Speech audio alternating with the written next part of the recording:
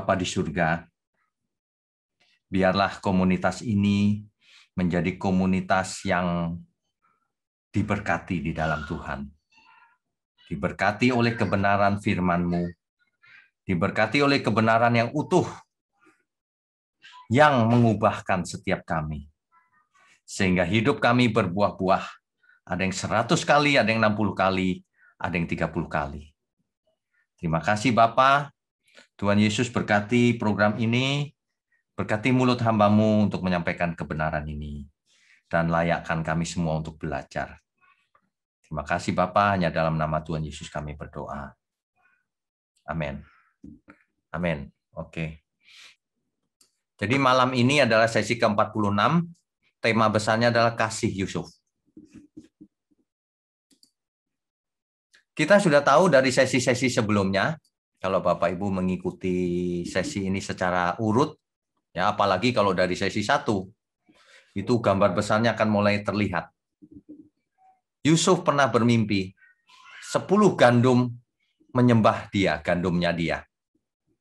Nah, 10 gandum ini artinya adalah kakak-kakaknya, tidak termasuk Benyamin adik kandungnya. Ya, dan itu menjadi kenyataan di Mesir. Ini adalah sesi yang lalu.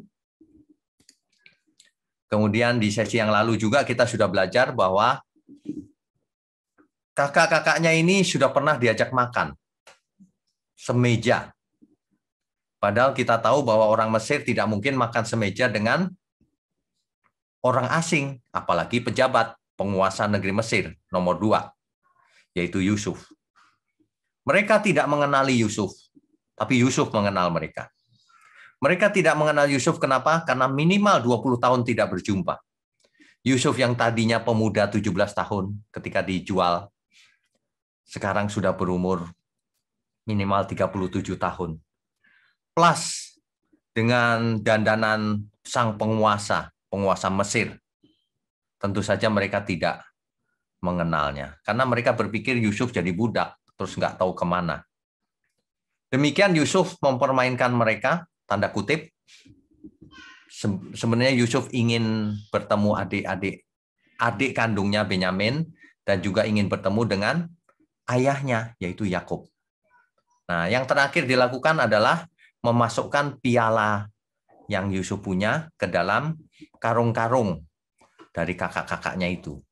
Nah, dimasukkan ke karungnya Benyamin. Ketika mereka pulang ke Kanaan membawa gandum dan sebagainya itu, baru sampai keluar kota, dikejar oleh pegawainya istana, digeledah, dan ketemulah piala itu ada di karungnya Benyamin. Lalu Benyamin ditahan, dibawa kembali ke istana. Seluruh kakak-kakaknya tidak berani pulang, semua kembali ke istana. Ya, itu sesi yang lalu. Dan Yehuda tampil sebagai juru bicara. Nah, itu di Kejadian 44. Maka sekarang, apabila aku datang kepada hamba-Mu, ayahku, ini yang ngomong adalah Yehuda. Yehuda bilang, kalau aku pulang, datang ke hamba-Mu, maksudnya ayahnya, yaitu Yakub, dan Benyamin nggak bersama dia, maka Yakub akan mati. Saking sedihnya. Diekspresikan dengan turun ke dunia orang mati karena duka citanya. Ya. Lalu Yehuda berkata demikian di ayat 32. Tetapi hamba-Mu ini telah menanggung anak itu terhadap ayahku dengan perkataan. Jika aku tidak membawanya kembali kepada Bapa, maka akulah yang berdosa kepada Bapa untuk selama-lamanya. Yehuda yang menanggung, yang berkata begitu kepada Yakub ayahnya.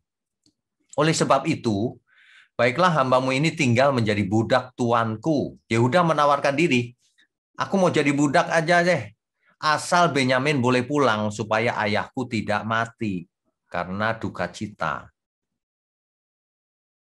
Masa aku berani pulang kalau aku tidak bersama Benyamin? Aku tidak sanggup melihat nasib celakanya ayahku itu nanti kalau dia sedih. Begitulah Yehuda tampil sebagai juru bicara. Kisah ini sangat dramatis, Bapak Ibu. Kalau kita baca Alkitab, kita harus menghayati, menyadari. Ini sebenarnya kisah sangat mengharukan. Bisa dibayangkan nggak dari pihak Yusuf, dia menahan emosinya. Ya, inilah yang terjadi berikutnya. Ayat pasal 45.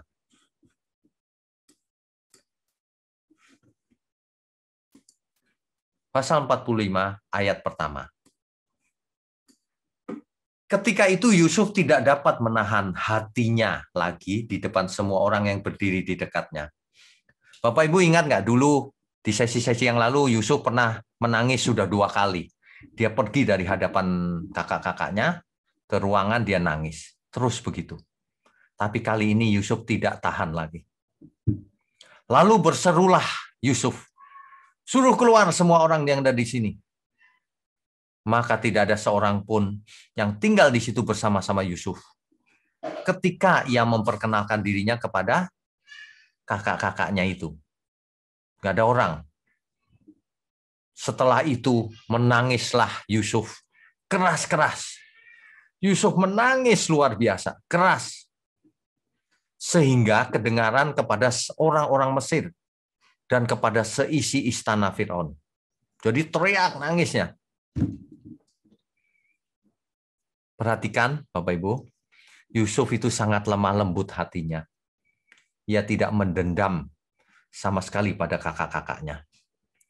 Bahkan ia sangat rindu mereka. Terutama adiknya Benyamin, adik kandungnya, dan juga ayahnya, yaitu Yakub. Ya, ini Yusuf karakternya luar biasa. Oke, kita lanjutkan dulu. Coba perhatikan kalimat yang Yusuf ucapkan. Dia berkata kepada kakak-kakaknya begini, akulah Yusuf, Ani Yusuf. Masih hidupkah Bapak? Yang ditanya adalah bapaknya, Yusuf. Ingat bapaknya. Ketika itu ibunya sudah mati ya, di sesi-sesi yang lalu. Kita sudah bahas. Tetapi saudara-saudaranya tidak dapat menjawabnya. Karena mereka takut dan gemetar. Mereka juga nggak langsung percaya, masa si Yusuf yang dihadapi ini penguasa nomor 2 loh di Mesir. Waduh, mereka takut gemetar. Mereka juga bingung kali ya. Karena Yusuf tiba-tiba teriak, nangis. Dan ngaku Yusuf lagi, waduh. Lalu kata Yusuf kepada mereka, mari, sini dekat-dekat aku. Kira-kira gitu bahasa sederhananya. Maka mendekatlah mereka, katanya, akulah Yusuf, saudaramu, yang kamu jual ke Mesir itu. Mereka takut karena mereka tahu mereka bersalah kan. Tapi Yusuf nggak ada marahnya sama sekali loh.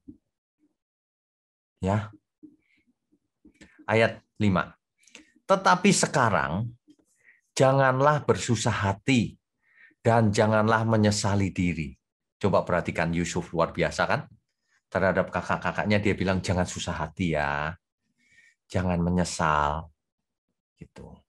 Yang lalu biarlah berlalu, kira-kira begitu. Jangan menyesal kalau kamu menjual aku di sini, ke sini. Sebab untuk memelihara kehidupanlah Allah menyuruh aku mendahului kamu. Yusuf luar biasa loh. Ia menyampaikan bahwa itu semua rencana Allah. Supaya ketika terjadi kelaparan, keluarganya tidak mati.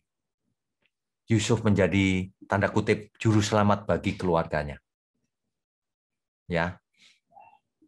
Ini luar biasa ini. Yusuf tidak mendendam sama sekali. Perhatikan baik-baik. Bahkan ia sangat mengasihi kakak-kakaknya. Terutama adiknya yang sekandung dengan dia, Benyamin, yaitu anak Yakub dari Rahel. Dan ayahnya, yaitu Yakub. Dalam semua itu, Yusuf selalu memuliakan Allah dalam hidupnya. Perhatikan baik-baik. Yusuf selalu memuliakan Allah dalam hidupnya. Kalau ada apa-apa, ini karena Allah.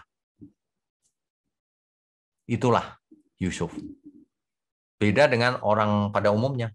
Sudah jadi penguasa, sombong. Yang banyak yang belum jadi penguasa aja sudah sombong. Baru lulus sekolah teologi sudah sombongnya seperti dewa. Waduh, makin lama kita nggak harus makin rendah hati. Tidak boleh sombong. Yusuf ini menjadi salah satu teladan di perjanjian lama. Ini hebat sekali. Ya, oke. Ayat 6 sampai 15 itu menulis poin-poinnya sebagai berikut. Yusuf itu selalu sadar loh bahwa Allah yang telah membawanya ke Mesir mendahului seluruh keluarganya. Sehingga seluruh keluarganya nanti selamat dari kelaparan gitu. Allah lah yang menempatkan Yusuf sebagai bapak bagi Fir'aun dan tuan atas seluruh istana dan tanah Mesir. Istilahnya bapak bagi Fir'aun. Jadi penasehat yang menasehati. Fir'aun sangat mendengarkan kata-kata Yusuf. Jadi Yusuf sebagai bapak bagi Fir'aun. Itu artinya ya. Bapak itu jangan diartikan bapak kandung. Kalau kita baca Alkitab harus tahu ini yang mana yang figuratif, mana yang literal atau harafiah. Mana yang perumpamaan, mana yang sejarah. Mana yang puisi, mana yang kabar baik, gospel. Mana yang apokaliptik tentang akhir zaman, dan mana yang surat-surat, dan sebagainya ya. Oke. Jadi bapak bagi Fir'aun ini perannya sebagai bapak. Fir'aun akan mendengar seluruh perkataan Yusuf. Di sesi yang lalu kita sudah bahas bahwa Fir'aun tahu benar bahwa Allah menyertai Yusuf. Itulah sebabnya apa yang dikerjakan oleh Yusuf selalu berhasil. Ini luar biasanya. Lalu Yusuf minta mereka untuk kembali kepada bapak, minta kakak-kakaknya maksudnya. Dan menceritakan kemuliaan Yusuf di Mesir. Kakak-kakaknya diminta untuk bercerita kepada ayahnya kalau ketemu Yusuf, dan Yusuf sekarang sudah jadi penguasa di Mesir. Yusuf berkata, bawalah bapak kita, yaitu Yakub, pindah ke Mesir, migrasi ke Mesir. Yusuf akan memelihara mereka di tanah Goshen namanya, supaya dekat sama Yusuf. Luar biasa ya, di tanah Goshen. Lalu Yusuf mencium dan memeluk seluruh saudara-saudaranya dengan mesra sambil menangis. Sesudah itu barulah saudara-saudaranya itu berani bercakap-cakap dengan dia. Setelah benar-benar yakin dan cair suasananya ya. Jadi menjadi berani bercakap-cakap dengan Yusuf. Ya.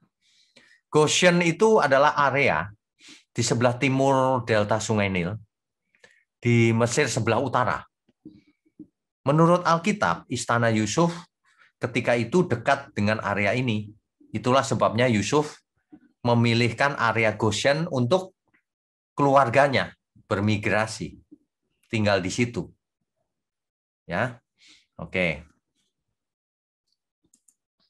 Ini Bapak Ibu, wilayah Goshen itu ini. Ya, Bapak Ibu tentu sebentar saya highlight ya. Bapak Ibu tentu tahu ini adalah Sinai Peninsula, ya, Gunung Sinai, Jazirah Sinai maksudnya. Di sini Mesir, ini Mesir, ya. Yusuf dibuang dari Dotam, dari Kanaan ke Mesir. Nanti keluarganya juga dibawa ke Mesir, tinggal di tanah Goshen ini. Nanti bangsa Israel akan berkembang menjadi bangsa yang besar di Mesir, tinggalnya di tanah Goshen ini, Bapak Ibu. Nanti ketika terjadi malaikat maut datang, menjemput setiap anak sulung, di tanah Goshen ini nggak kena. Ya, itu cerita berikutnya tuh nanti. Kalau kita sudah menyelesaikan kitab Kejadian, kita akan masuk ke kitab Keluaran. yang sangat terkenal, Exodus ya. Oke. Kita lanjutkan dulu. Ya. Ayat 16 sampai 20. Saya beri judul Fir'aun yang baik. Bapak Ibu kalau mendengar kata Fir'aun, jangan langsung asosiasinya Fir'aun itu selalu jahat. Ya. Jangan membuat stereotip. Fir'aun pasti jahat. Farisi pasti jahat. Nah, itu stereotip gitu. Jangan. Kita harus objektif. Sama hidup kita sehari-hari ini, kita harus objektif. Tidak boleh stereotip. Oh, kalau orang begini pasti begini, kalau ini pasti begini. Kalau bapaknya jahat pasti anaknya jahat. Kalau bapaknya pendeta pasti anaknya baik. Enggak juga, belum tentu. Oh, kalau pendeta pasti baik, belum tentu juga. Setiap orang beda. Ya. Oke, Fir'aun yang di zaman Yusuf ini adalah Fir'aun yang baik. Buktinya apa? Mendengar bahwa saudara-saudaranya Yusuf datang ke istana, hal itu diterima baik oleh Fir'aun. Baik kan Fir'aun? Dan seluruh pegawainya di istana. Bahkan Fir'aun memerintahkan kepada Yusuf untuk membekali saudara-saudaranya ketika pulang ke Kanaan dengan banyak bekal untuk menjemput bapaknya Yusuf. Dan juga dengan kereta dari tanah Mesir menjemput ayah Yusuf. Tidak hanya ayah, istri-istri saudaranya, dan anak-anak saudaranya. Disediakan kereta. Jadi lebih cepat. Kalau tadinya hanya jalan kaki atau pakai unta atau keledai, maka sekarang pakai kereta. Pasti jauh lebih cepat. Enak lagi. Ya. Fir'aun akan memberikan yang terbaik di tanah Mesir untuk mereka. Waduh, Fir'aun luar biasa ya. Jangan sayang untuk meninggalkan barang-barang yang di Kanaan. Sebab apa yang paling baik di tanah Mesir akan jadi milik mereka. Fir'aun berkata begini, udah barang-barang yang rongsokan itu jangan dibawa. Di Mesir, apa yang terbaik akan jadi milikmu. Sebenarnya ya, kalimat-kalimat ini hendaknya mengingatkan kita. Udah, kita itu jangan megangin harta-harta dunia ini. Sebab yang terbaik ada di surga, disediakan Tuhan. Yang tak terhingga nilainya. Makanya kalau hartanya banyak, berkuasa, kemampuannya banyak, gunakan itu untuk bersahabat dengan Tuhan. Amin semua ya. Kalau enggak sia-sia. Ya. Pesan-pesan kalimat-kalimat ini bagus. Oke. Nah, Yusuf melakukan apa yang diperintahkan oleh Fir'aun. Ayat 21, demikianlah dilakukan oleh anak-anak Israel itu. Yang dimaksud Israel di sini adalah Yakub. Ingat tuh baik-baik. Yusuf memberikan kereta kepada mereka menurut perintah Fir'aun. Juga diberikan kepada mereka bekal di jalan. Mereka dikasih bekal di jalan. Kepada mereka masing-masing diberikannya sepotong pesalin. Dan kepada Benyamin diberikannya 300 uang perak dan 5 potong pesalin. Benyamin lebih istimewa diperlakukan Yusuf. Ya. Karena adik paling kecil. Nah, di samping itu kepada ayahnya dikirimkannya 10 ekor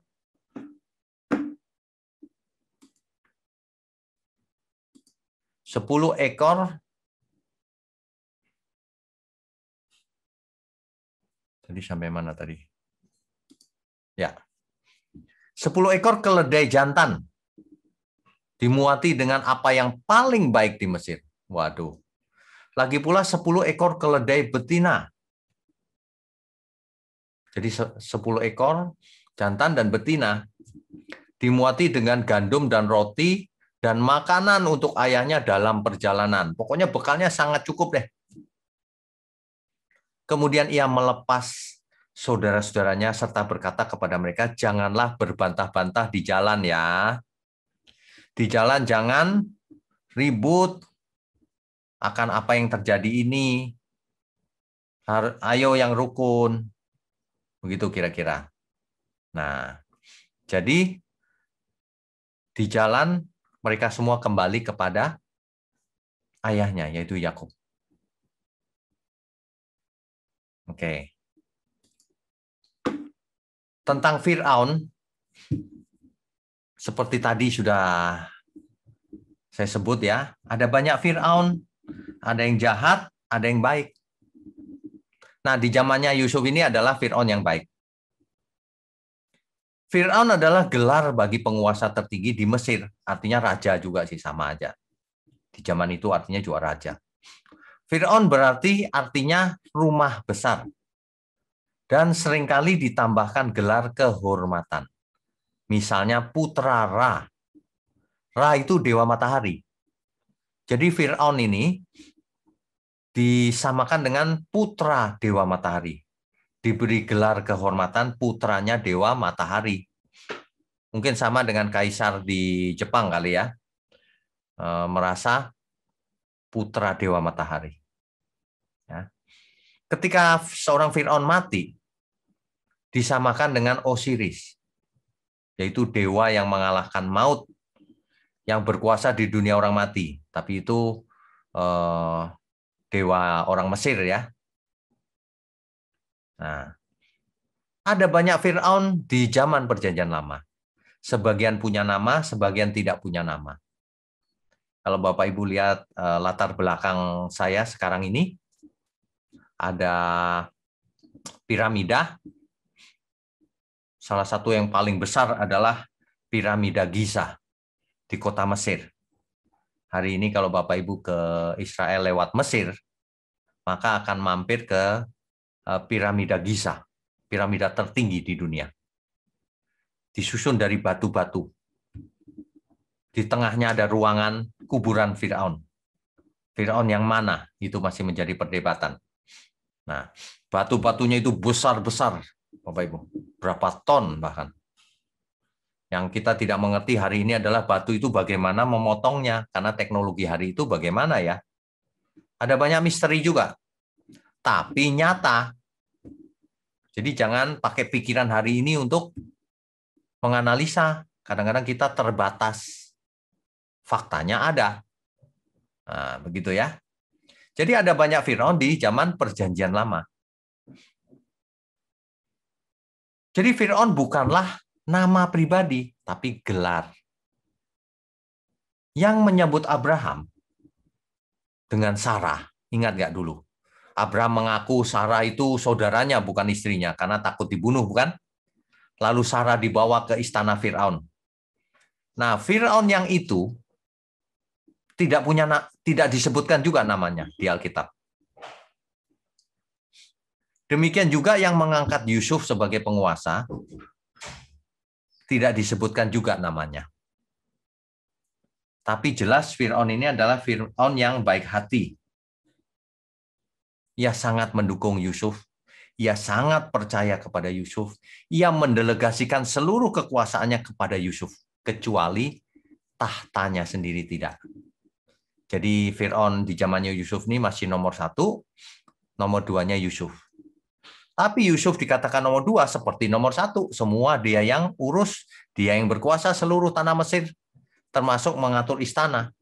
Tapi tidak boleh menggantikan Firaun. Nah, ini.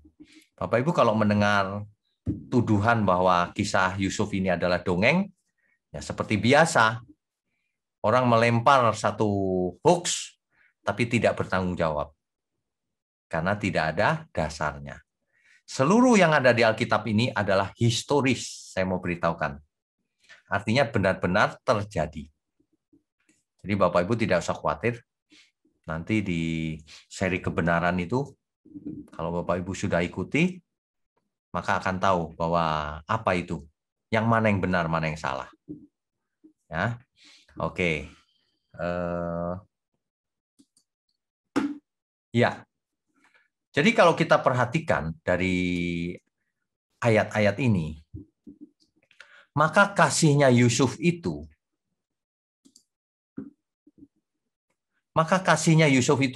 terlihat dari mana? Yang pertama, Yusuf tidak pernah dendam terhadap 10 orang kakak-kakaknya yang dulu menjualnya. Nggak pernah dendam sedikit pun. Coba kalau orang pada umumnya, wah, dendamnya dibawa mati. Heran ya, heran. Kalau orang sakit hati sama seseorang, dibawa sampai mati, itu jangan ngomong soal murid Yesus. Sama Yusuf perjanjian lama saja kalah. Kalau orang zaman sekarang di medsos tidak punya etika, mulutnya sembarangan ngatain orang bodoh, memaki-maki, merasa hebat. Waduh, sombongnya minta ampun. Dibanding Yusuf perjanjian lama aja kalah jauh. Yusuf ini sang penguasa di Mesir, tapi ia tidak begitu. Nah, ini banyak orang bukan siapa-siapa, tapi sombongnya luar biasa. Yang saya heran banyak orang mendengarnya. Nah, yang bodoh siapa jadinya? Ya kan? Kita harus berhikmat, jangan mendengar orang-orang yang tidak punya etika, yang sombong, yang suka menyerang orang, itu nggak usah didengar. Begitu didengar, dia makin menjadi-jadi. YouTube-nya, subscriber-nya banyak. Duitnya dapat dari YouTube nanti. Nggak usah didengar yang begituan. Nggak usah di-share juga. Nggak usah di-like. Apa yang kita lakukan, dihakimi Tuhan loh nanti. Apa yang jempol kita lakukan termasuk. Kita like apa di internet. Subscribe apa. Kita share apa selama ini. Ya, amin ya Bapak Ibu ya. Yang kedua, Yusuf sangat mengasihi kakak-kakaknya, meskipun kakak-kakaknya kejam sama dia. Yusuf terutama paling mengasihi adik kandungnya, yaitu Benyamin. Karena satu kandung, satu ibu, yaitu dari Rahel. Dan juga tentu saja mengasihi ayahnya, Yakub. Bapak Ibu ingat di sesi-sesi yang lalu, Yakub sangat mengasihi Yusuf, melebihi semua anak-anaknya. Yang luar biasa adalah Yusuf itu tidak dendam. Ia tidak minta kakak-kakaknya untuk mengaku bersalah. Jadi di antara kita sekarang, coba evaluasi diri, bertobat segera. Kalau kita menghadapi orang yang bersalah, apakah orang itu disuruh ngaku? Ngaku salah 10 kali, 12 kali. Ayo, ngaku di depan orang banyak. Dipermalukan gitu. Waduh. Kita jangan seperti itu, Bapak Ibu sekalian. Malam ini hendaknya menjadi pelajaran buat kita. Kalau ada yang bersalah, ya sudahlah. Mengaku itu tidak harus di depan orang banyak. Memalukan dia. Ya sudahlah. Juga nggak usah minta maaf sama saya, minta ampun aja sama Tuhan, begitu. Ya, itu luar biasa pasti. Yusuf saja sudah begitu. Kakak-kakaknya tidak pernah dipaksa untuk ngaku salah, enggak. Coba dibaca ayat-ayat tadi, ya. Coba diulang. Yusuf tidak meminta kakak-kakaknya untuk mengakui perbuatannya yang sesungguhnya kepada ayahnya Yakub. Enggak loh. Waduh, kalau mengaku ayahnya bisa marah luar biasa Yakub. Di dalam semuanya itu, Yusuf selalu memuliakan Allah dalam hidupnya, bukan memuliakan diri sendiri. Perhatikan ini. Banyak orang ya, hebat sedikit sudah seperti dewa saja. Memuliakan diri sendiri. Merasa lebih hebat. Waduh, dunia ini sangat jahat loh Bapak Ibu. Kalau kita menjadi jahat, aduh, siapapun kita akan binasa. Jahat itu tidak hanya membunuh dengan fisik, membunuh secara karakter di medsos itu sudah sangat jahat. Alkitab dengan jelas menulis Tuhan menyatakan bahwa orang siapa membenci saudaranya, ia seorang pembunuh. Hari ini banyak orang tidak punya etika, tidak mengerti undang-undang ITE bahkan. Itu melanggar undang-undang ITE. Undang-undang ITE aja nggak ngerti, apalagi kebenaran Alkitab. Makanya kelihatan, kalau ngomong itu, saudara sudah baca buku ini? Buku aja dibanggain lagi. Cuma satu buku. Buku kita satu library. Satu perpustakaan. Bukan cuma satu itu.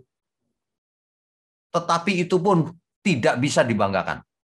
Karena buku itu karangan manusia bisa salah, kok begitu saja nggak ngerti ya? Sudah tua masih nggak ngerti juga.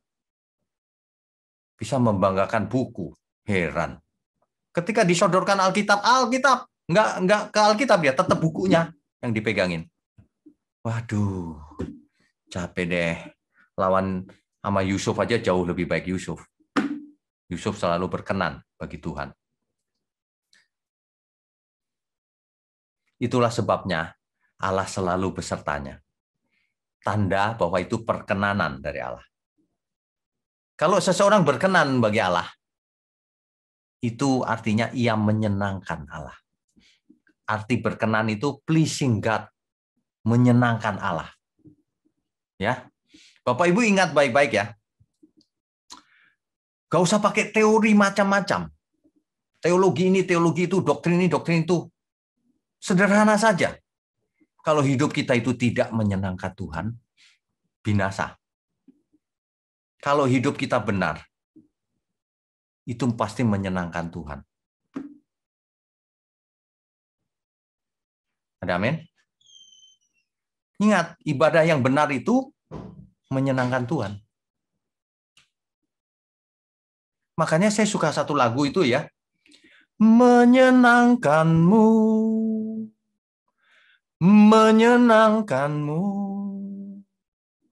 dimanapun dan kapanpun, dalam segala perkara, menyenangkanmu,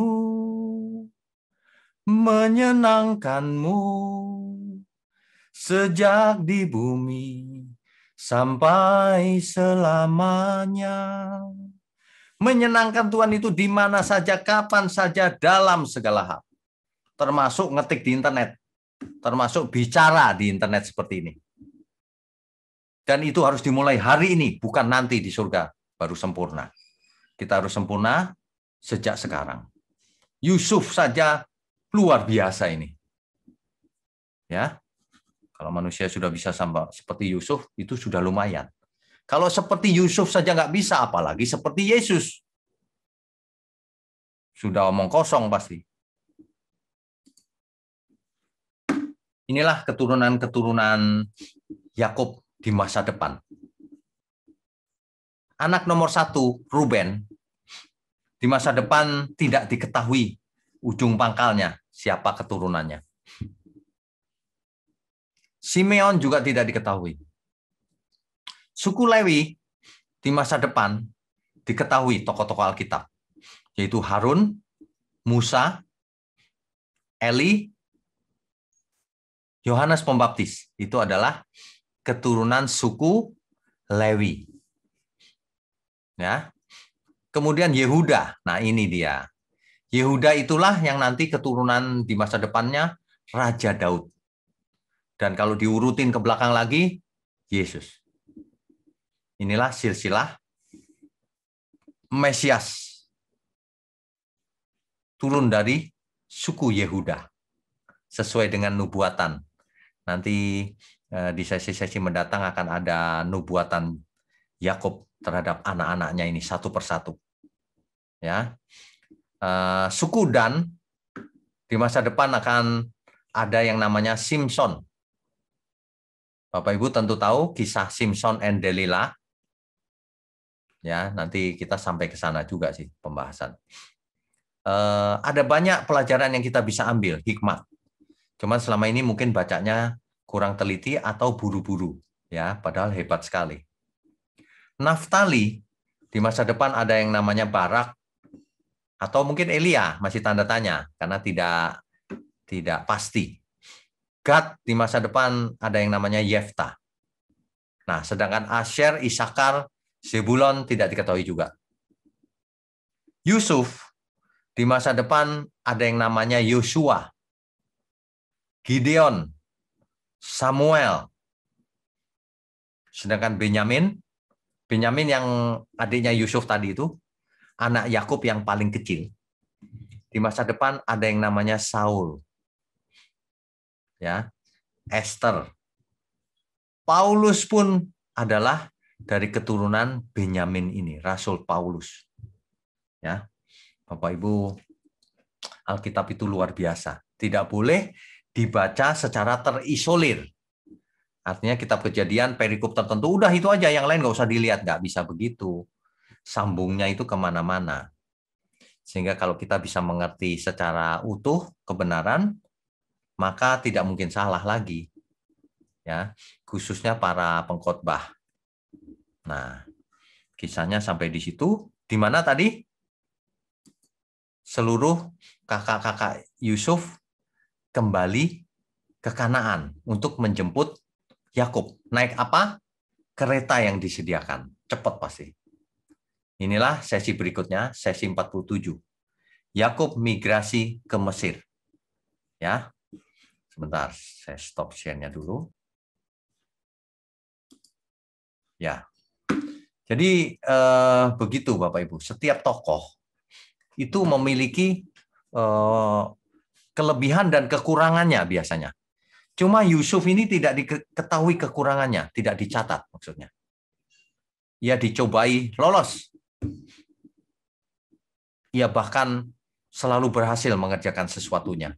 Ia bahkan selalu dipercaya oleh semua orang yang ada di dekatnya. Selalu dipercaya untuk melakukan sesuatu yang besar. Akhirnya sang penguasa Mesir pun mempercayakan Mesir kepada Yusuf. Ini salah satu contoh yang hebat. Harusnya orang percaya zaman sekarang lebih hebat lagi. Harusnya. Harusnya kita semua tidak memiliki rasa dendam terhadap siapapun yang mengkhianati kita, yang menipu kita. Harusnya. Apalagi jadi pengkhianat. Tidak mungkin. Kalau kita mengerti kebenaran, hal itu tidaklah mungkin. Ya. Jadi tidak sakit hati. Kalaupun disakiti, tidak sakit hati. Ya. Yusuf diperlakukan jahat oleh kakak-kakaknya. Tapi herannya tidak ada sakit hatinya sama sekali. Polos gitu. Dia masih rindu kakak-kakaknya. Dia ingat saudara-saudaranya, dia ingat bapaknya yang ada di Kanaan. Ini yang takut malah kakak-kakaknya. Jangan-jangan dia dendam, kita mati deh semua kita kalau gitu. Tapi Yusuf nggak pernah loh. Bahkan lebih hebatnya lagi, kakak-kakaknya bahkan nggak usah ngaku. Kamu jangan sedih ya. Sudah jangan dipermasalahkan masa lalu. Gitu kira-kira dalam bahasa sederhananya. Kita harusnya lebih dari itu. Semua orang pernah berbuat salah, kita pun pernah berbuat salah. Ada banyak orang yang berbuat salah sama kita.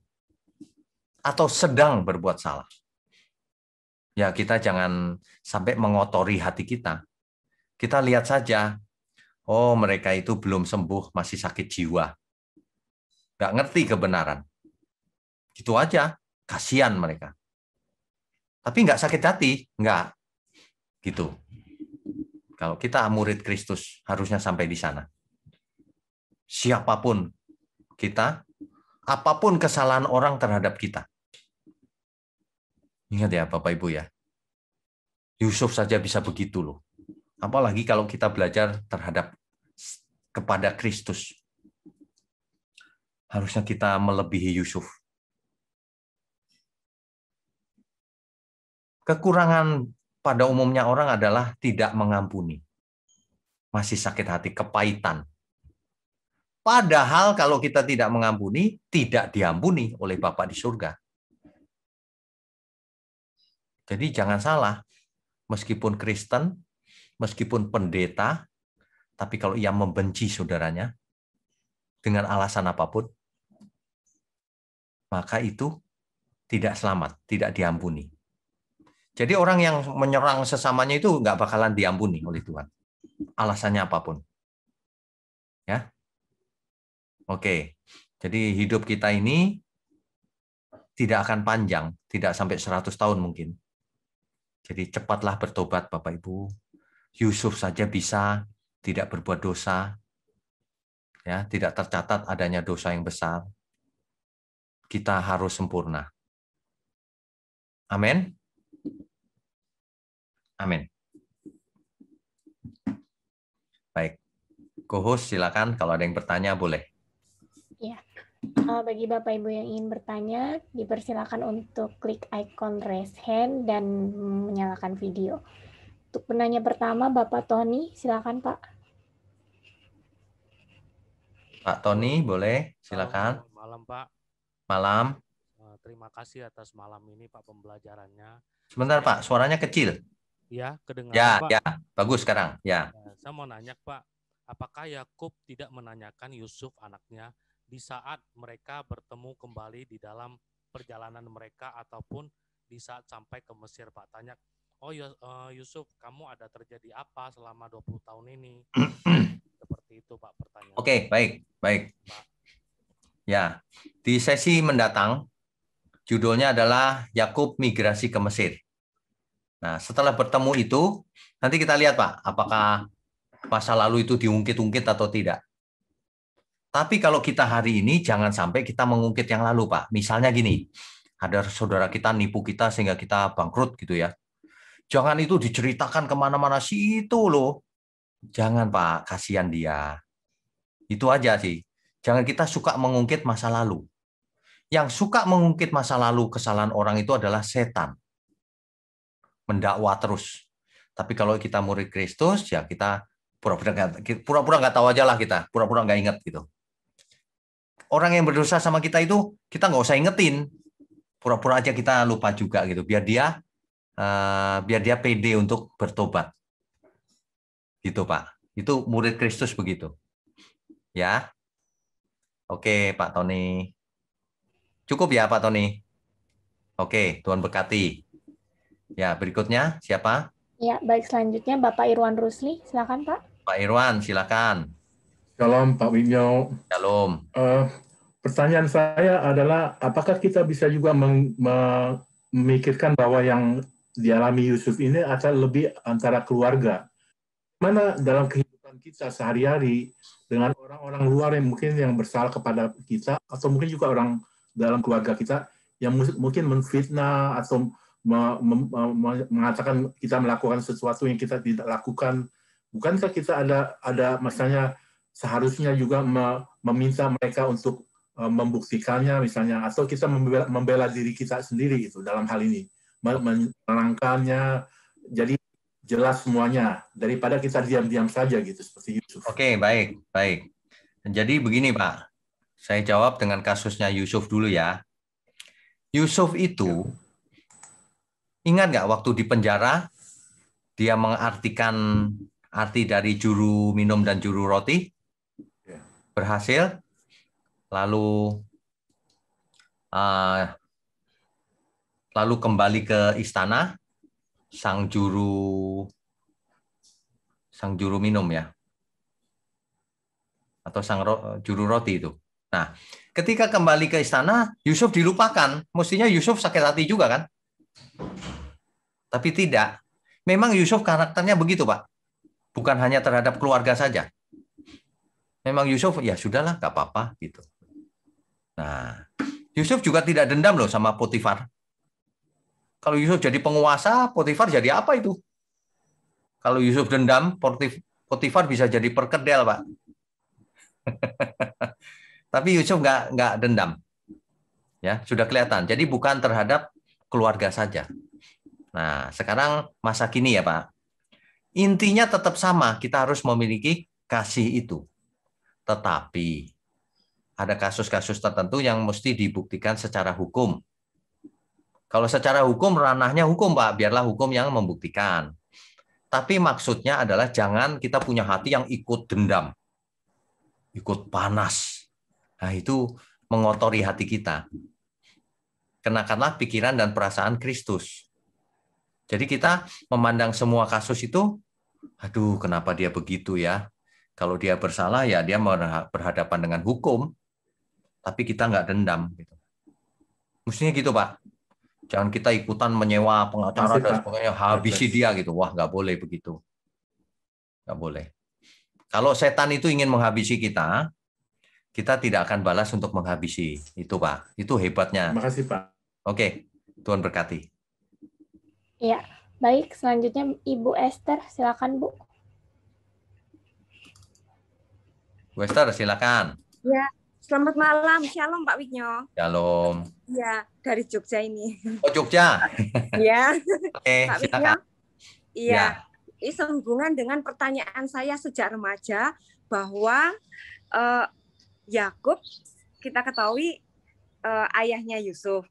Dulu dia pernah dikatakan bukan menipu tapi akal-akal dengan kakaknya Esau. Apakah yang di saat ini yang kita ketahui bahwa apa yang ditabur orang akan dituainya. Apakah ke-10 anak Yakub itu bisa dikatakan mengakal-akali ayahnya yaitu Yakub dengan mengatakan bahwa Yusuf itu diterkam singa atau dimakan binatang buas, itu apakah bagian dari menuai dari apa yang ditabur dia ke Esau? Itu pertanyaan saya sejak remaja, Pak Wignyo. Oke, baik. Terima kasih. Selamat baik. malam.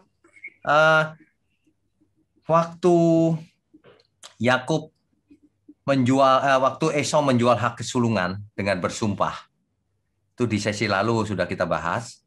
Itu Yakub nggak nipu loh. Yakub memberikan, ini tukar mau nggak? Sama sup lentil merah. Si Esau mau, suruh bersumpah mau juga ya, jadi nggak nipu. Yakub nipunya adalah ketika bertemu dengan ayahnya Ishak kan, dia pakai bulu, jadi supaya ayahnya mengira dia Esau. Nah kalau itu nipu memang. Nah, kakak-kakaknya Yusuf nggak berani cerita apa adanya, jadi dia menipu Yakub. Jadi Yakub pernah nipu, sekarang ditipu anak-anaknya. Gitu. Apakah itu tabur tuai? Ya, bisa tidak, tergantung bagaimana kita mengertinya. Yang jelas tabur tuai itu akibat langsung. Nah, ini mungkin nggak bisa dibilang akibat, ya memang begitu kejadiannya. Gitu. Sebab kalau akibat tuh kok seolah-olah Tuhan mengatur semuanya supaya dendam itu bisa dibalas gitu. Enggak begitu ya. Yang menjadi pelajaran buat kita adalah ya kita jangan lakukanlah sesuatu yang tidak berkenan bagi Tuhan. Kita umat perjanjian baru, itu aja. Ya. Kalau dulu salah ya udah lupakan, nggak usah diungkit-ungkit. Yusuf aja nggak ngomong ungkit-ungkit kok kita lebih rendah dari Yusuf. Oke. Gitu ya, Wester. Tuhan berkati. Halo Pak Wignyo, malam. Ya, Pak Indra, malam. Malam, Pak.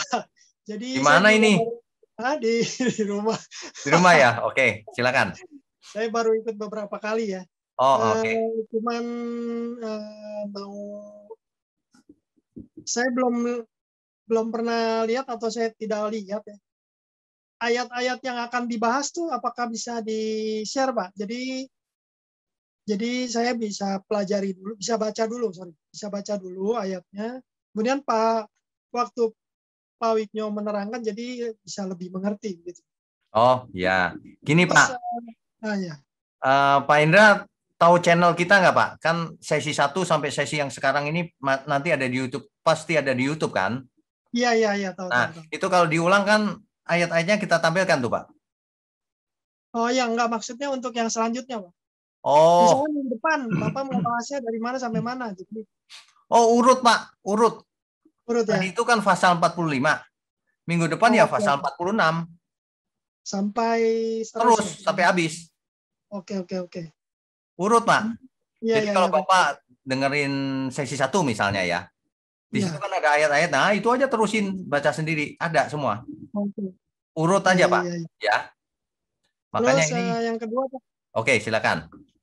Yang kedua, apa nggak bisa 2-3 kali seminggu, Pak? Karena ini kapan kelar kan?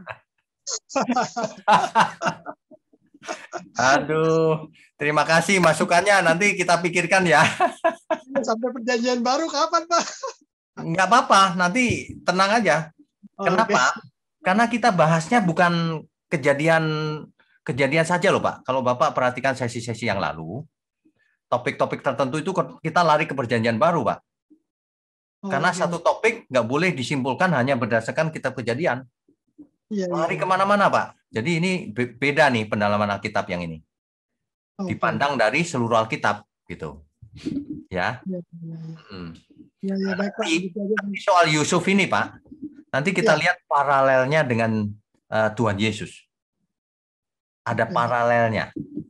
Nah, ini mengantarkan kita ke Tuhan Yesus nanti, gitu. Ya. Ya, ya. Oke. Oke, Pak, jelas. Terima Ya, kasih, Pak. Kati. Ya, next. Ya. Baik, selanjutnya Bapak Kyle Noah. Silakan, Pak. Pak Kail, silakan, Pak. Malam Pak Piknyo. Selamat malam. Saya Erik Bangun Pak. Kayak Noah nama anak saya Pak. Oke, Pak Erik. Aduh, sorry nih. Saya suka blur. Iya. Ya, kenapa Pak Erik? Saya mau tanya Pak, ini kan kita bahas tentang bagaimana kasih Yusuf kepada saudara-saudaranya Pak. Ya. Dan Tuhan memberkati Yusuf karena kasih Tuhan kepada Yusuf. Cuman yang pertanyaan saya Pak, itu bagaimana ya Yusuf bisa belajar tentang Tuhan Allah itu sendiri Pak? Oke, baik. Karena kan ya sendiri dijodohkan sama seorang imam ini Pak, anaknya imam, ya anak Imam On, artinya ya. berarti kan agama kafir kan gitu Pak. Betul. Pak. Betul. Nah, bagaimana Yusuf ini tahu bahwa Allah itu Yahweh itu bagaimana? Apakah ada ibadahnya atau dari mana gitu Pak sumbernya? Oke, Karena mengerti. kalau dengan kasih seperti ini Pak, nggak mungkin agama kafir untuk mengajarkannya, nggak mungkin sekali. Betul. Gitu Pak. Betul. Nah, terutama untuk keluarganya bagaimana gitu Pak? Karena Betul. kan untuk selanjutnya kan pasti Yusuf sudah bernubuat bahwa satu saat orang Israel ini akan keluar kan gitu Pak. Makanya Betul. dia minta tulang-tulangnya itu untuk dibawa. Betul. Nah, koneksinya itu di mana Pak hubungannya dengan itu? Karena di Alkitab itu saya nggak ada dibahas Pak. Ya, benar. Terima kasih Pak. Ya, ini pertanyaan bagus sekali. Jadi Yusuf memang tidak pernah Tuhan bertemu langsung dengan Yusuf, nggak pernah. Tapi Tuhan Allah bertemu langsung dengan nenek moyangnya Yusuf, termasuk bapaknya. Abraham, Ishak, dan Yakub masih bertemu langsung Allah. Tapi Yusuf tidak. Nah, tentu saja Yusuf diajar oleh ayahnya Yakub. Tidak mungkin seorang ayah seperti Yakub tidak mendidik anak-anaknya, tidak mungkin. Apalagi Yusuf yang paling dikasihi. Ya. Jadi Yusuf meskipun masih muda, 17 tahun, ketika dijual jadi budak, ia sudah punya bekal dari bapaknya bahwa Allah kita itu Allahnya Abraham, Allahnya Ishak, dan ketemu langsung dengan bapak. Nah, kira-kira gitu. Kan sering bertemu dengan Yakub, Allah kita, Allah Abraham, Ishak, dan Yakub. Ya.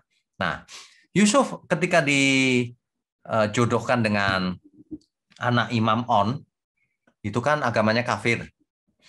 Nah, di Alkitab tidak ditulis, tetapi dalam kitab lain itu ditulis bahwa istrinya Yusuf ini kemudian belajar kepada Yusuf, sehingga akhirnya ia bertobat menyembah Allah yang benar. Tapi itu tidak ada di Alkitab. Itu perjuangannya Yusuf mendidik istrinya. Di zaman budaya waktu itu, suami itu berkuasa mutlak terhadap istrinya. Istrinya bahkan memanggil sang suami itu tuan di zaman itu. Ingat nggak? Sarah panggil Abraham apa? Tuanku. Nah, gitu kira-kira. Jadi nanti kalau kita belajar ya, ada istilah Baal. Ingat dewa Baal? Nah, Baal itu artinya suami atau tuan, master, atau dewa juga gitu. Nah, Israel itu adalah nanti ada cerita khusus tentang Baal ya. Tapi intinya gini, istri itu memanggil suami ketika itu tuan, artinya nurut. Suami kemana saja ikut. Nah, di cerita lain, di buku lain, Yusuf mendidik istrinya. Akhirnya istrinya bertobat. Begitu. Tapi saya nggak cerita karena nggak ada di Alkitab. Tapi itu boleh membuat kita berpikir, iya juga ya, masa Yusuf nggak ngajarin istrinya? Iya juga ya, masa bapaknya Yusuf, yaitu Yakub, nggak ngajarin Yusuf gitu. Nah, ini responnya Yusuf luar biasa. Ia percaya penuh, menghayati. Setiap saat Allah menyertaiku. Gitu. Beda dengan kakak-kakaknya. Kakak-kakaknya berbuat jahat, nggak mungkin dia berpikir Allah menyertainya. Berbuat jahat, Orang yang berbuat jahat, orang yang bicara sembarangan, orang yang tidak sopan, tidak punya etika, itu artinya dia tidak sadar bahwa Allah menyertainya. Kalau kita sadar Allah menyertai kita, maka waduh, saya nggak berani nih ngomong sembarangan. Mulut ini punya Tuhan. Seluruh hidupku milik Tuhan. Mestinya begitu sih. Makanya Alkitab berkata, jika engkau panggil dia Bapa, maka kamu harus hidup dalam ketakutan selama menumpang di bumi ini, di dunia ini. Ketakutan apa? Takut buat dosa, takut hidupku tidak berkenan, gitu. Begitu, Pak Erik? Oke. Ya, Tuhan berkati ya. Next. Pak, terima kasih, Pak. Ya, Tuhan berkati. Berikutnya. Oke. Selanjutnya Bapak Joni, silakan Pak. Pak Joni, boleh, silakan. Boleh tampilkan wajahnya? Iya. Ya, silakan Pak. Malam Pak Wigno. Malam. Saya mau bertanya, jadi saya mau bertanya dari mana kira-kira Yusuf belajar tentang mengampuni ya, termasuk mengampuni saudara-saudaranya itu. Kalau kita kan perjanjian baru sudah banyak ya Pak. Ya. Maksudnya kalau dari Yusuf dari mana ya bapaknya Yakub itu mengisahkan tentang itu, menanamkan bahwa kita harus mengampuni termasuk saudara-saudara kita gitu. Ya, baik. Kan kuat sekali di sini. Oke, baik. Ya, baik. Ya. Jadi pertanyaannya begini, kok Yusuf bisa jadi luar biasa begitu ya, mengampuni, lemah lembut. Dari mana itu asalnya? Saya percaya Yakub yang mengajar. Nggak ada yang lain, Pak. Siapa lagi yang mengajar Yusuf? Dia selalu bersama Yakub waktu masih kecil sampai umur 17. Disayang-sayang sama Yakub, dekat Yakub. Nggak mungkin Yakub nggak ngomong apa-apa, pasti mengajar Yusuf. Tapi ingat, diajar saja nggak cukup. Yusuf memang meresponi. Sama dengan kita. Kita diajar Injil, harusnya luar biasa. Kenapa di antara kita ada yang masih jahat? Respon kita, Pak, kita mau nggak sih merendahkan hati? Mau nggak sih nurut, taat? Mau belajar nggak sih? Mau mengorbankan diri nggak sih? Nah itu, respon-respon seperti itu, itulah yang harus kita lakukan. Apalagi kita sudah melihat bagaimana Tuhan berkorban buat kita. Kita pun harus mau berkorban untuk orang lain. Begitu Pak, kira-kira. Ya. Oke, Tuhan berkati Pak. Ya. Ya, berikutnya. Ya, selanjutnya Ibu Mesrawati. Silakan Bu. Bu Mesra, silakan. Ya, malam Pak. Malam. Saya mau tanya Pak. Misalkan Yusuf tidak jadi dijual ke Mesir, apa yang terjadi Pak? Kemudian, apakah yang terjadi dalam hidup Yusuf ini dirancang Allah? Kalau memang dirancang Allah, apakah Yusuf tahu nggak rancangan Allah itu? Oke, baik. Makasih, Pak. Jadi sebenarnya kita sering bertanya-tanya seperti itu. Seandainya ini, seandainya itu, kan begitu ya. Nah, saya percaya ketika seseorang merespon terhadap suatu peristiwa, itu seandainya responnya salah, masih ada plan B, ada rencana lain dari Tuhan untuk membuat pilihan-pilihan lagi yang lebih baik lagi. Selalu ada pilihan itu. Seandainya Yusuf gak dijual, pasti ada cerita lain lagi. Tuhan itu Tuhan yang kreatif. Dia akan membuat rencananya berhasil. Kalau yang ini responnya belum begitu, pakai yang lain gitu. Nah, yang dicatat adalah respon yang benar ini. Gitu. Sama seperti ketika Yudas dipilih, kan Tuhan Yesus tidak mungkin berencana Yudas nanti yang mengkhianati aku. Nggak begitu pasti. Tapi responnya Yudas memang begitu.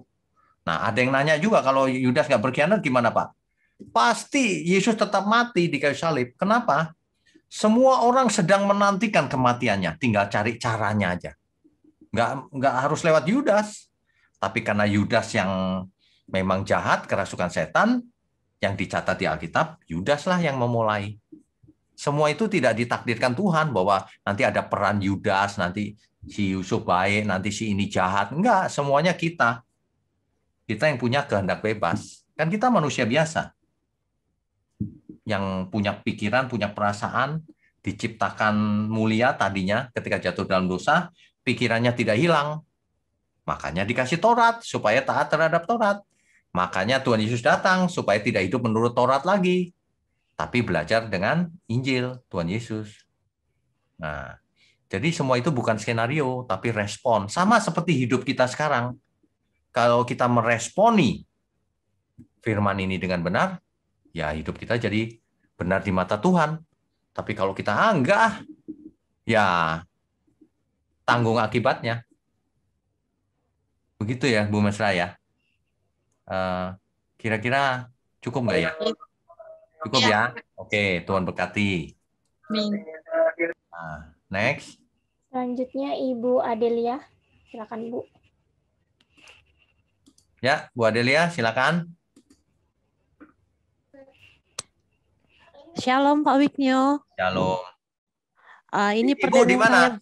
Ibu ada di mana? Batam, Pak. Di Batam, bareng Ibu Lilis. Oh, bareng Ibu Lilis ya di Batam ya. Iya, Pak. Ya, silakan. Ini sehubungan tentang mengampuni ya, Pak. Ya. Gini, Pak. Kalau misalnya ada orang yang bersalah kepada kita, terus kita udah mengampuni dia secara niat, terus kita udah tunjukkan sikap, kita udah ngelakuin, misalnya negur duluan atau ngantar-ngantar makanan gitu kan, Pak. Ya. Tapi dia masih tetap acuh tak acuh sama kita. Ya. Kalau secara moral umum, ya udah itu kan dosa dia, yang penting kita udah mengampuni kan. Ya. Tapi Pak, kalau saya berdoa rasanya itu kayak masih ada sekat, Pak, sama Tuhan. Masih kayak ada dosa gitu. Itu gimana, Pak? Oke, baik. Ini bagus nih. Ibu, saya sarankan mendengarkan khotbah saya yang tentang mengampuni. Mengampuni. Jadi, ya, satu tentang mengampuni, kedua tentang hak istimewa. Hak istimewa. Kalau Ibu bisa hubungi saya lewat WA, saya kasih linknya. Nanti saya cari di channel YouTube Bapak. Saya kan Oke, ya. Nah, intinya gini, Bu. Tuhan mati di kayu salib sudah mengampuni seluruh dosa kita. Artinya apa? Kalau Tuhan saja mengampuni, kita pun harus mengampuni diri sendiri. Betul ya? Iya, Pak. Kita nggak boleh merasa, aduh aku masih berdosa terus, padahal enggak. Kecuali memang masih berdosa, iya kita harus bergumul. Tapi kalau sudah Tuhan sudah kuampuni, tapi benar-benar mengampuni ya, ya sudah, jangan terus terintimidasi. Itu yang pertama ya. Nah, kadang-kadang orang salah mengerti mengampuni itu apa. Mengampuni itu begini, misalnya ada karyawan kita korupsi gitu ya sebagai bendahara. Lalu ketahuan, lalu diampuni tetap jadi bendahara. Bukan begitu. Orang tidak bisa dipercaya, jangan dijadikan bendahara. Gitu. Itu bukan tidak mengampuni. Mengampuni itu Tuhan periksa hati kita, apakah benar kita sudah mengampuni, apakah kita tidak sakit hati, masih ada kepahitan dan sebagainya. Itu Tuhan tahu. Tapi kalau kita sudah nggak ada kepahitan sama sekali, tapi orang itu menolak, nggak merespon, ya udah itu urusan dia dengan Tuhan. Urusan kita dengan Tuhan kita bereskan saja gitu. Enak loh hidup tanpa dendam, tanpa sakit hati itu enak. Plong. Ya sudahlah. Kalau ada orang yang mengkhianati kita ya berarti dia belum bisa dipercaya. Jangan berbisnis sama dia. Gitu. Jangan dipercaya soal keuangan, jangan ini, jangan itu. Tapi aku tidak sakit hati gitu. Suaranya, Bu. Suaranya. Oke. Jadi, halo? Ya. Pak, jadi besok-besok kalau saya jumpa sama orang ini harus gimana, Pak? Apa harus biasa saya saja. tetap tegur? Tegur aja. Tegur Bisa saja. diam nggak, Pak? Boleh diam nggak? Diam biar menjaga hati sendiri, biar nggak tersinggung gitu loh, Pak. Tapi gini loh, Bu. Kalau kita ketemu muka dengan muka, masa kita diam aja gitu kan nggak enak juga. Oh iya. Panggil aja. Tapi kalau jauh-jauh ya nggak usah panggil-panggil. Jauh dipanggilin ya nggak usah. Tapi maksudnya Ibu jaga hati biar bersih hatinya. Kalau ketemu ya hai bro, sis, gitu. Udah gitu aja. Dan benar-benar tulus, nggak ada apa-apa gitu. Oke, siap Pak. Ibu konsentrasi bahwa Siap, kita Pak, itu urusannya sama Tuhan, bukan sama dia, ngapain. Ya kan? Kita jaga. Oke, Pak. Ya. Makasih banyak, Pak. Ya, Tuhan God berkati. bless. God bless. Ya. Baik, selanjutnya Ibu Lisha, silakan Bu. Ibu Lisha, silakan Bu. Selamat malam, Pak. Selamat malam. Iya, pertanyaan saya mungkin simple aja. Kan Yusuf ini kan udah berhasil istilahnya, Pak ya, di Mesir. Ya. Kenapa kok bukan dia yang ke Kanaan ya, Pak? Oh, oke, baik. Baik, pertanyaannya ini bagus banget nih. Ibu Lisha itu masih di India ya?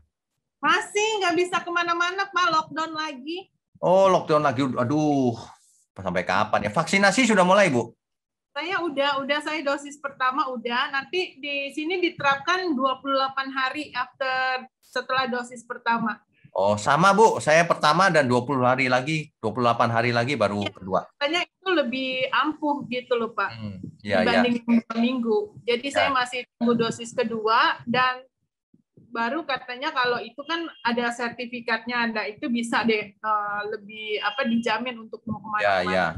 Ya udah vaksinasi kan tinggal tunggu yang kedua ya. Iya, betul, Pak. Oke, kembali ke pertanyaan tadi. Saya minta maaf nih, jadi lupa saya pertanyaannya apa. Jadi kan Yusuf udah berhasil di Mesir, Pak. Oh, kenapa nggak dia aja yang jemput papanya ya? Iya, kan dia rindu. Oke, baik. Pertanyaan ini bagus juga. Tapi begini, sebagai penguasa, dan ini sedang dalam keadaan gawat negara, dia butuh di tempat, Bu. Dan yang kedua, dia tidak mengorbankan negara untuk keperluan keluarga. Ini salah satu contoh pemimpin yang luar biasa malah. Yang bijak banget. Keluarga berantakan nanti, nggak ada yang ngatur. Betul. Saya setuju, Pak. Jawaban Bapak keren. Makanya kita hidup harus jadi berkat, jangan egois gitu. Ya. Oke. Thank you. Ya, Tuhan berkati. God bless. God bless. Sudah habis, Pak? Habis? Iya. Ini jam berapa ya? Oh ya, pas lah ya. Sudah lama juga. Oke deh, kalau gitu Bapak Ibu sekalian, belajar seperti ini itu bukan cuma belajar sejarah. Belajar Alkitab atau firman Tuhan itu bukan cuma mengisi otak kita dengan ilmu pengetahuan atau pengetahuan. Bukan cuma itu. Tetapi terutama spirit, hikmat yang dititipkan Tuhan dalam setiap ayat, dalam setiap perikop, dalam setiap konteks itu apa, itulah yang harus kita tangkap. Tapi tentu saja bukan dengan kacamata perjanjian lama saja. Harus ditangkap dengan kacamata perjanjian baru, dengan Injil. Makanya jawaban-jawaban harus berdasarkan Injil. Apapun yang dihadapi. Amin ya semua ya. Oke, semuanya tetap semangat, jaga kesehatan, umur panjang. Kita akan belajar bersama sampai selama-lamanya kita kuat. Amin ya semua ya. Supaya kita semakin hari semakin berkenan bagi Tuhan. Amin. Mari kita tundukkan kepala, mari kita berdoa. Bapa di surga, malam ini kami beroleh hikmat yang datang dari firman-Mu. Dan juga terutama dari tanya jawab yang ada Tuhan. Biarlah setiap kami yang hadir dan taat dan tekun selalu mendengar firman-Mu ini. Diubahkan. Hidupnya berubah 100 kali lipat, 60 kali lipat, 30 kali lipat. Seperti firman-Mu katakan. Terima kasih Bapak. Engkau berkati program ini sampai kami menutup mata. Sampai kapanpun Tuhan mau. Berkati setiap kami yang mendengar, setiap kami yang akan mendengarnya juga secara online. Tuhan berkati. Terima kasih ya Bapak. Malam sudah semakin larut. Kami mau angkat tangan kami. Curahkan berkat-Mu atas kami. Kami sambut segala berkat, baik berkat jasmani maupun berkat rohani. Turun atas kami semua dan seluruh keluarga besar kami. Terima kasih Bapa, hanya di dalam nama Tuhan Yesus kami berdoa. Mari semua katakan amin. Amin.